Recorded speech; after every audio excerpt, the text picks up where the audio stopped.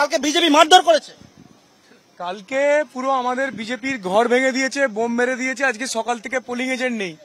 BJP মারবে কি আজকে পোলিং এজেন্ট থাকবে না?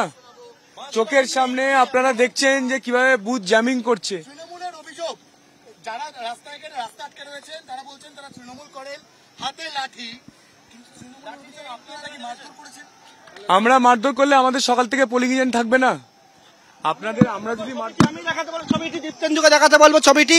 দেখতে পাচ্ছ একেবারে যারা এখানে বিক্ষোভ প্রদর্শন করছেন তৃণমূল কর্মীরা, তারা কিন্তু রাস্তায় বসে পড়েছেন, তাদেরকে সরতে বলছে এখানে সিআইএসএফ এর স্টাফেরা।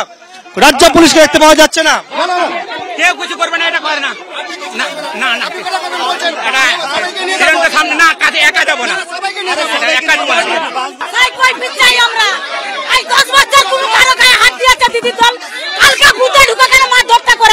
মেরেছে কাকে? আমার স্বামীকে মেরেছে। কোন দল? আমার স্বামী তৃণমূল মমতা বন্দ্যোপাধ্যায় দল করে।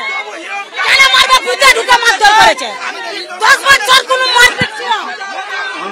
হিরণ চট্টোপাধ্যায়ের গাড়ি এখান থেকে বার করার চেষ্টা করা হচ্ছে ঠিকই, কিন্তু তিনি বেরোতে পারছেন না। দীপ্তেন্দুকে দেখাতে বলে ছবিটি। এই যে জায়গায় দাঁড়িয়ে রয়েছে এখানে কিন্তু ওনার গাড়ি, পরপর যে গাড়ি সেই গাড়ি কিন্তু দাঁড়িয়ে রয়েছে, হাতে বাঁশ নিয়ে, ইট নিয়ে অনেকেই চলে এসছেন এবং হিরণ চট্টোপাধ্যায়কে এখানে কিন্তু একেবারে তারা কর্ডন করে রেখেছেন। বাঁশ নিয়ে এসছেন, শুয়ে পড়ছেন, বাঁশ নিয়ে রয়েছেন। সেই বাঁশ সিআই হিসেবে যার দায়িত্ব রয়েছেন কেন্দ্রীয় বাহিনী, তারা কিন্তু নিয়ে নিচ্ছেন এবং অনেকেই শুয়ে পড়ছে হিরণ চট্টোপাধ্যায়ের গাড়ির সামনে, শুয়ে পড়ছেন একেবারে রাস্তায়। তারা কেউ সরবেন না, রাস্তা ছাড়বেন না তারা। হিরণ চট্টোপাধ্যায়কে এখান থেকে হিরণকে যেতে দেবেন, হ্যাঁ যেতে দেবো না, যেতে দেবো না, জবাব দিতে হবে।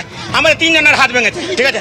ওনার সাথে কথা বলতে যে কালকে 3 জনের হাত ভেঙেছে, সেই বিষয়ে ওনার সাথে আমরা কথা বলতে। শান্তি ছিল না। এটা খেড়ুয়াবালি গ্রাম, কেন রাতের অন্ধকারে আমাদের 3 জনের হাত ভেঙে দিয়ে গেল? হ্যাঁ, এখানে কোনো অশান্তি ছিল না, অশান্তিটা এইখানে করে।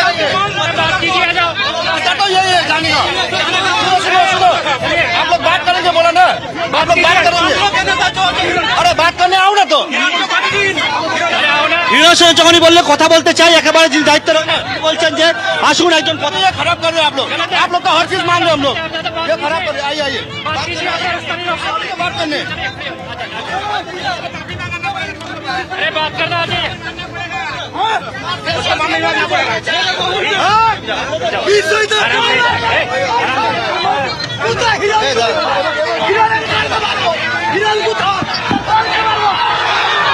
একেবারে উত্তপ্ত হয়ে উঠেছে পরিস্থিতি এই মুহূর্তে।